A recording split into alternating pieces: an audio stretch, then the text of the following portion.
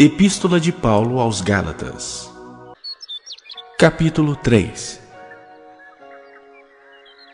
Ó Gálatas insensatos! Quem vos fascinou a vós outros, ante cujos olhos foi Jesus Cristo exposto como crucificado? Quero apenas saber isto de vós: recebestes o Espírito pelas obras da lei ou pela pregação da fé? Sois assim insensatos, que tendo começado no Espírito, estejais agora vos aperfeiçoando na carne? Terá sido em vão que tantas coisas sofrestes? Se na verdade foram em vão. Aquele, pois, que vos concede o Espírito e que opera milagres entre vós, porventura o faz pelas obras da lei ou pela pregação da fé? É o caso de Abraão, que creu em Deus, e isto lhe foi imputado para a justiça. Sabei, pois, que os da fé é que são filhos de Abraão. Ora, tendo a Escritura previsto que Deus justificaria pela fé os gentios, pré-anunciou o Evangelho a Abraão: em ti serão abençoados todos os povos. De modo que os da fé são abençoados com o crente Abraão. Todos quantos, pois, são das obras da lei estão debaixo de maldição, porque está escrito: maldito todo aquele que não permanece em todas as coisas escritas no livro da lei para praticá-las. E é evidente que pela lei ninguém é justificado diante de Deus, porque o justo viverá pela fé. Ora, a lei não procede de fé, mas aquele que observar os seus preceitos, por eles viverá.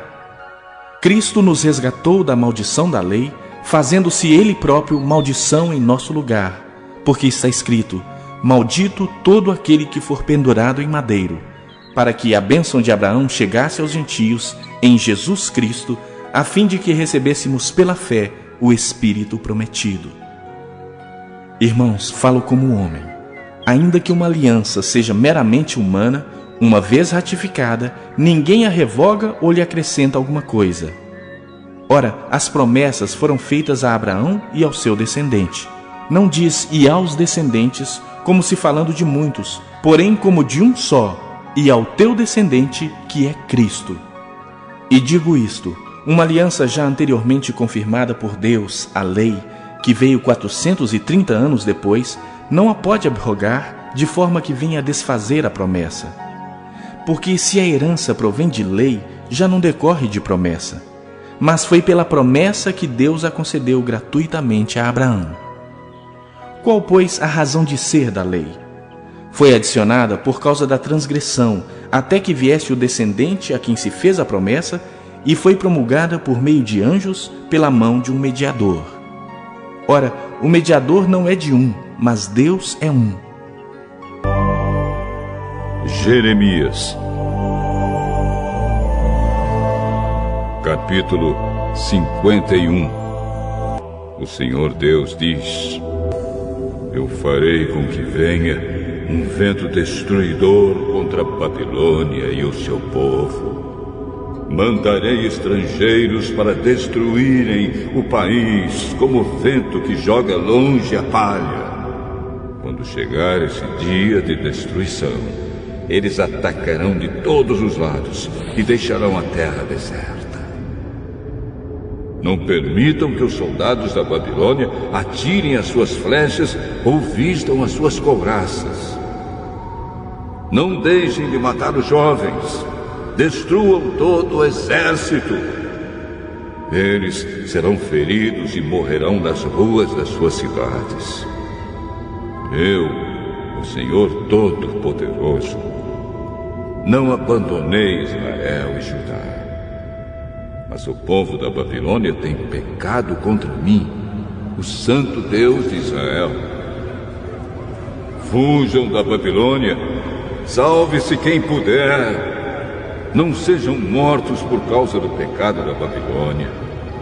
Agora eu me vingarei dela e lhe darei o castigo que merece. A Babilônia era na minha mão como um copo de ouro que fazia o mundo inteiro ficar bêbado.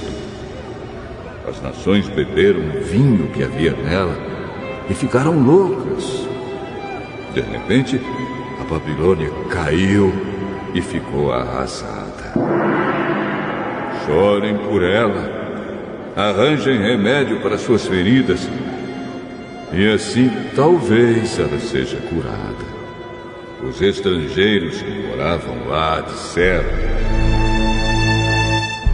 quisemos ajudar a Babilônia, mas já era tarde demais. Vamos sair e voltar cada um para sua pátria. Deus castigou com toda a sua força a Babilônia e a destruiu completamente. O Senhor Deus diz: o meu povo grita assim: o Senhor mostrou que estamos certos. Vamos a Jerusalém contar ao povo que o Senhor nosso Deus tem feito. O Senhor despertou o ânimo dos reis da Média, porque Ele quer destruir a Babilônia. É assim que Ele vingará a destruição do seu templo.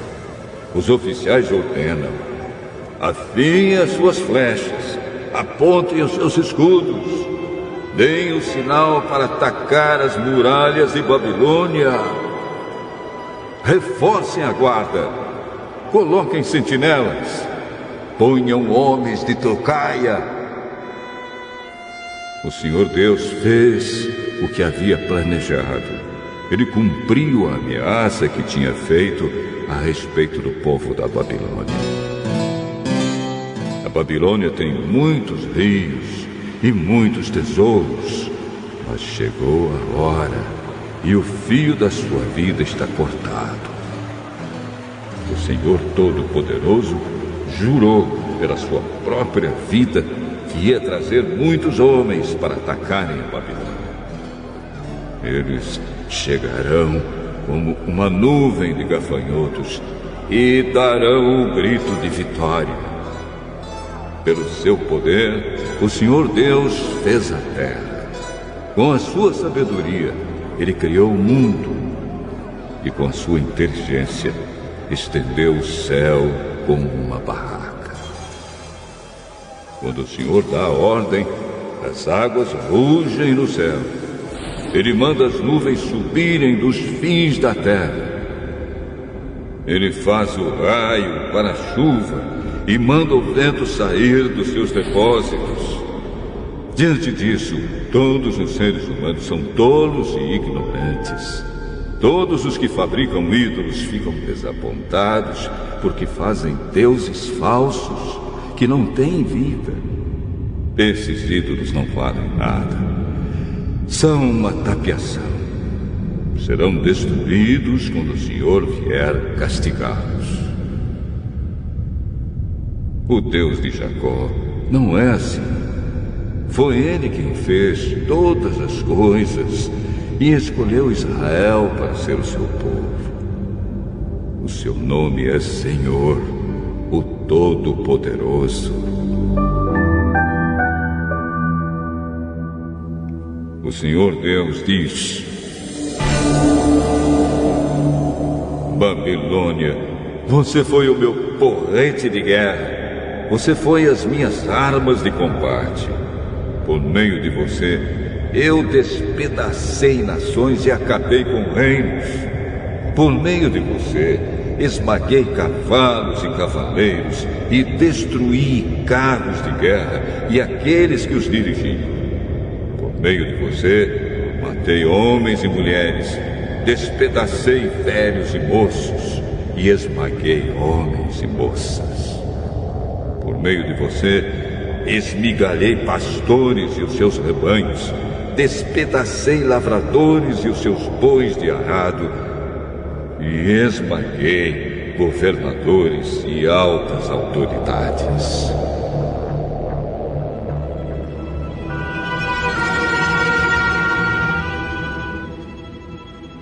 O Senhor Deus diz: vocês verão como vou fazer com que a Babilônia e o seu povo paguem por todo o mal que fizeram a Jerusalém. Babilônia, você é como uma montanha que destrói o mundo inteiro. Mas eu, Senhor, sou seu inimigo. Eu a pegarei e a arrasarei. Eu farei você virar cinza. Nenhuma das suas pedras será usada para uma nova construção. Você vai virar para sempre um deserto. Sou eu, o Senhor, quem está falando. Deem o sinal de ataque. Toquem as cornetas para que os povos escutem. Preparem as nações para lutarem contra a Babilônia. Digam aos reinos de Ararat, Mini e Askenaz que ataquem. Indiquem um oficial para comandar o ataque. Tragam um grande número de cavalos, como se fossem uma nuvem de gafanhotos. Preparem os reis da Média, as suas autoridades, os seus oficiais e todos os países que eles controlam, para que eles guerreiem contra a Babilônia. A terra treme e se abala, porque o Senhor está fazendo o que planejou. Ele fará a Babilônia virar um deserto onde não mora ninguém. Os soldados babilônios pararam de lutar e ficam nas suas fortalezas. Perderam toda a coragem. Parecem mulheres. Os portões da cidade estão quebrados e as casas pegaram fogo. Saem correndo mensageiros, um depois do outro, para contar ao rei da Babilônia que a cidade foi invadida de todos os lados. O inimigo tomou as passagens do rio e pôs fogo nas fortalezas. Os soldados babilônios ficaram apavorados. Dentro de pouco tempo, o inimigo os cortará e pisará como trigo no terreiro. O Senhor Todo-Poderoso, o Deus de Israel, está falando. O rei da Babilônia cortou Jerusalém em pedaços e a devorou. Ele esvaziou a cidade como um jarro, como um monstro. Ele a engoliu. Ele tirou o que queria e jogou o resto fora. Diga ao povo de Sião que a Babilônia receba de volta a violência que nos fez. E diga ainda ao povo de Jerusalém que a Babilônia seja castigada pelo que sofremos. Assim diz o Senhor Deus ao povo de Jerusalém: defenderei a causa de vocês e os vingarei. Secarei a fonte de água da Babilônia e farei com que os seus rios sequem. Então Babilônia se tornará um montão de pedras, onde vivem animais ferozes. Será um espetáculo horrível. Ninguém vai morar lá. E todos os que olharem para a Babilônia ficarão horrorizados por causa do que aconteceu com ela. Todos os babilônios rugem como leões e rosnam como leõezinhos. Será que eles são esganados? Farei uma festa para eles. Eu os embriagarei e alegrarei. Aí eles dormirão e nunca mais acordarão. Eu os levarei para serem mortos, como se fossem cordeiros, bodes e carneiros. Eu, o Senhor, estou falando.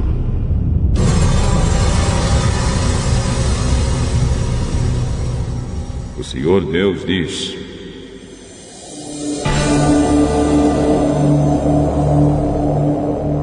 Babilônia, a cidade que era admirada em todo o mundo, foi tomada. Que espetáculo horrível ela se tornou para as outras nações. O mar rolou sobre Babilônia e a cobriu com ondas violentas. As cidades estão arrasadas. São como um deserto, sem água, onde ninguém mora e por onde ninguém passa. Eu castigarei Bel, o deus da Babilônia, e farei com que ele devolva as coisas que roubou. As nações não o adorarão mais. As muralhas de Babilônia caíram. Povo de Israel, fuja de lá. Que cada um salve a sua vida do fogo da minha ira. Não percam a coragem, nem fiquem com medo das notícias que ouvirem. Cada ano se espalha uma notícia diferente. São notícias de violência na terra e de um rei lutando contra outro. E assim está chegando a hora em que vou castigar os ídolos da Babilônia. Os moradores da sua terra ficarão com vergonha por causa da derrota, e todos serão mortos. Quando Babilônia cair e for destruída pelo povo que vem do norte, então tudo que existe no céu e na terra cantará de alegria. Babilônia matou gente em todo o mundo, e agora ela cairá porque matou tantos israelitas. Eu, o Senhor, estou falando.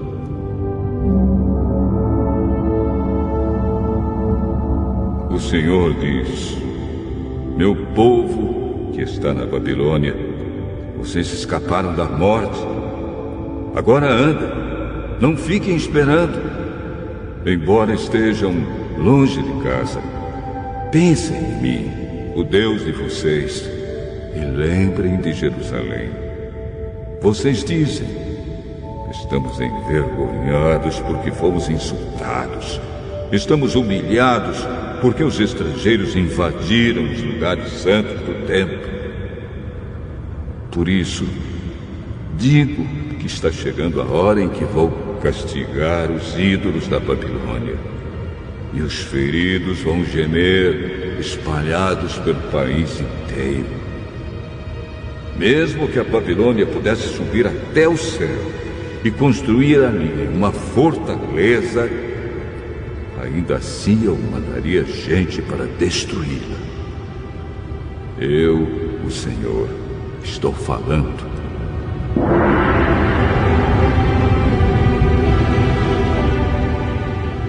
O Senhor Deus diz: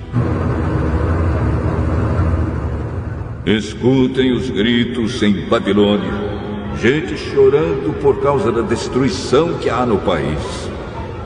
Estou destruindo Babilônia e fazendo com que ela fique quieta. Como ondas violentas, os exércitos invadem e atacam com gritos barulhentos. Vieram para destruir Babilônia.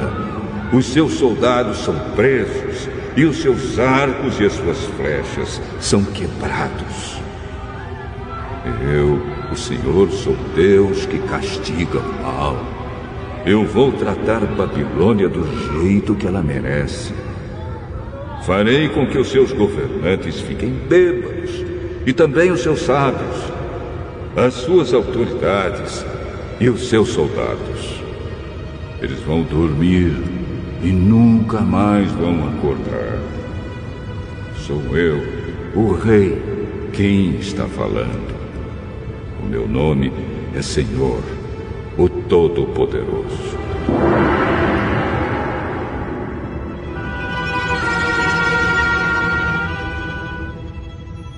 As grossas muralhas de Babilônia serão completamente arrasadas, e os seus altos portões serão destruídos pelo fogo. Todo o trabalho dos povos não vale nada.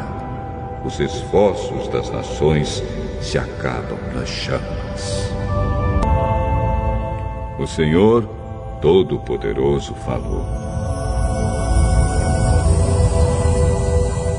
Seraías, filho de Nerias e neto de Maaseias, era o oficial ajudante do rei Zedequias, de Judá. No 4º ano do reinado de Zedequias em Judá, Seraías estava de saída para a Babilônia. E então eu lhe dei algumas ordens. Escrevi num livro como a Babilônia ia ser destruída e todas as outras coisas que iam acontecer com ela. E disse a Seraías: quando você chegar à cidade de Babilônia, faça questão de ler em voz alta tudo o que está escrito aqui. Depois ore assim: ó Senhor Deus, tu disseste que vais destruir este lugar, de tal modo que aqui não ficará nenhum ser vivo, nem pessoas, nem animais. A cidade será como um deserto para sempre. Quando você acabar de ler para o povo este livro, amarre uma pedra nele e jogue-o no rio Eufrates. Então diga: isto é o que acontecerá com a Babilônia. Ela vai afundar e nunca mais se levantará, por causa da destruição que Deus vai trazer sobre ela. As palavras de Jeremias terminam aqui. Jeremias, capítulo 52. Zedequias tinha 21 anos de idade quando se tornou rei de Judá e reinou 11 anos em Jerusalém. A sua mãe se chamava Amutal, filha de outro Jeremias, que vivia na cidade de Líbna. O rei Zedequias pecou contra Deus, o Senhor, fazendo o que era errado, como o rei Joaquim também havia feito. O Senhor ficou muito irado com o povo de Judá e de Jerusalém, e por isso fez com que fossem levados como prisioneiros. Zedequias se revoltou contra o rei da Babilônia. No ano 9º do reinado de Zedequias em Judá, no dia 10 do 10º mês, o rei Nabucodonosor da Babilônia veio com todo o seu exército e atacou Jerusalém. Eles acamparam fora da cidade e construíram torres em volta para cercá-la. A cidade ficou cercada até o ano 11 do reinado de Zedequias. No dia 9 do 4º mês daquele mesmo ano, a fome apertou na cidade. O povo não tinha nada para comer. Quando os babilônios abriram brechas nas muralhas, todos os soldados judeus tentaram fugir durante a noite, embora a cidade estivesse cercada. Foram pelo caminho do Jardim Real, atravessaram o portão que liga as duas muralhas e fugiram da direção do Vale do Jordão. Mas o exército dos babilônios perseguiu o rei Zedequias e o prendeu na planície de Jericó. E todos os seus soldados o abandonaram. Zedequias foi levado como prisioneiro ao rei Nabucodonosor, que estava na cidade de Ribla, na região de Amate. Ali, Nabucodonosor o condenou. Em Ribla, o rei da Babilônia mandou matar os filhos de Zedequias na presença do pai. Também mandou matar as autoridades de Judá. Depois, mandou furar os olhos de Zedequias e o prendeu com correntes de bronze, a fim de levá-lo para a Babilônia. E Zedequias ficou na prisão em Babilônia até o dia da sua morte. No ano 19º do reinado de Nabucodonosor, da Babilônia, no dia 10 do 5º mês, Nebuzaradã, conselheiro do rei e comandante-geral do seu exército, entrou em Jerusalém. Ele incendiou o templo, o palácio do rei e as casas de todas as pessoas importantes de Jerusalém. Os seus soldados derrubaram as muralhas da cidade. E Nebuzaradã levou como prisioneiros para a Babilônia os que haviam sido deixados na cidade, os que haviam fugido para o lado dele e o resto dos operários especializados. Mas deixou em Judá algumas das pessoas mais pobres e as pôs para trabalhar nas plantações de uvas e nos campos. Os babilônios quebraram as colunas de bronze e as carretas que estavam ao lado do templo e também o grande tanque de bronze. Então levaram todo o bronze para a Babilônia. Levaram as pás e as vasilhas usadas para carregar as cinzas do altar e as tesouras de cortar pavios de lamparinas. Levaram as tigelas onde era recolhido o sangue dos sacrifícios, as vasilhas de queimar incenso e todos os objetos de bronze usados no culto. Levaram todas as peças feitas de ouro ou de prata, as vasilhas pequenas, os pratos de carregar brasas, as tigelas em que era recolhido o sangue dos sacrifícios, as vasilhas para a cinza, os candeeiros, as vasilhas de incenso e os vasos usados nas ofertas de bebidas. Não foi possível calcular o peso dos objetos de bronze que o rei Salomão havia feito para o templo, isto é, as 2 colunas, as carretas, o grande tanque e os 12 bois que o sustentavam. As 2 colunas eram iguais. Cada uma tinha 8 metros de altura por 5 metros e 35 centímetros de circunferência. Eram ocas, e a grossura do metal era de 10 centímetros. No alto de cada coluna havia um remate de bronze, que media 2,20 metros de altura. Em toda a volta do remate havia um enfeite rendilhado e com romãs. Tudo isso também era de bronze. No enfeite rendilhado de cada coluna havia 100 romãs, sendo que 96 delas podiam ser vistas do chão. Nebuzaradã, o comandante-geral, também levou como prisioneiros Seraías, o grande sacerdote, e Sofonias, o segundo sacerdote, e os 3 outros oficiais de importância no templo. Da cidade, ele levou o oficial que tinha sido o comandante das tropas, 7 conselheiros do rei que ainda estavam lá, o oficial encarregado de alistar homens para o exército e mais 60 homens importantes. Nebuzaradã os levou ao rei da Babilônia, que estava na cidade de Ribla, na terra de Amate. Ali o rei mandou surrá-los e depois matá-los. Assim o povo de Judá foi levado como prisioneiro para fora da sua terra. Este é o número de prisioneiros que Nabucodonosor levou. No 7º ano do seu reinado, levou 3.023. No 18º ano, 832 de Jerusalém. No 23º ano, Nebuzaradã levou 745.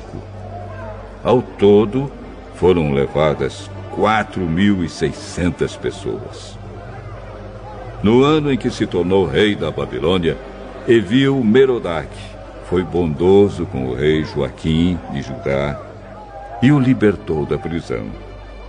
Isto aconteceu 37 anos, 11 meses e 25 dias depois que Joaquim havia sido levado como prisioneiro. Evil-Merodach tratou Joaquim com bondade e lhe deu uma posição mais alta do que a dos outros reis que eram prisioneiros como ele em Babilônia.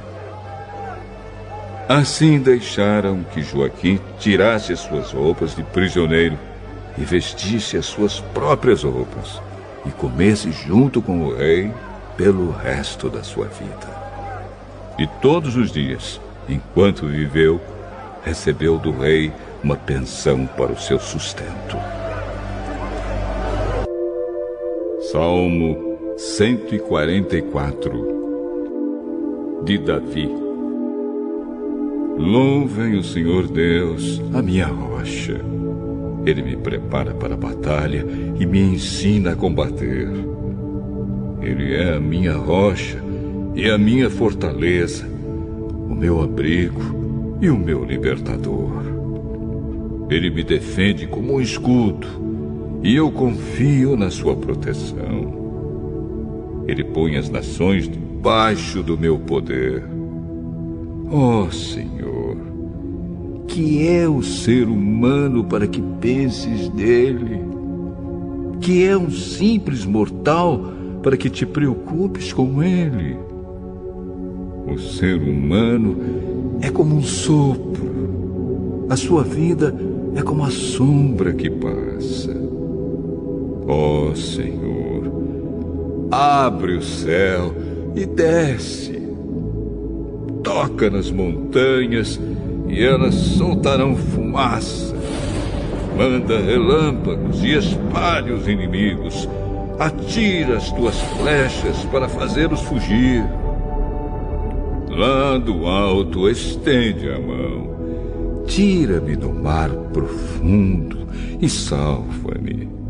Livra-me do poder dos pagãos, pois eles nunca dizem a verdade e mentem, fazendo juramentos falsos. A ti, ó Deus, eu cantarei uma nova canção. Tocarei a harpa de 10 cordas e te cantarei louvores.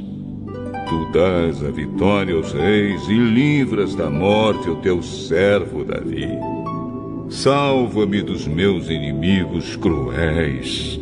Livra-me do poder dos pagãos, pois eles nunca dizem a verdade e mentem, fazendo juramentos falsos. Que na sua mocidade os nossos filhos sejam como plantas viçosas e que as nossas filhas sejam como colunas que enfeitam a frente de um palácio. Que os nossos depósitos fiquem cheios de todo tipo de mantimentos. Que nos nossos campos os rebanhos deem dezenas de milhares de crias. Que o gado se reproduza bem e as vacas não percam as suas crias. E que não haja gritos de aflição nas nossas ruas. Feliz a nação que tem tudo isso. Feliz o povo cujo Deus é o Senhor.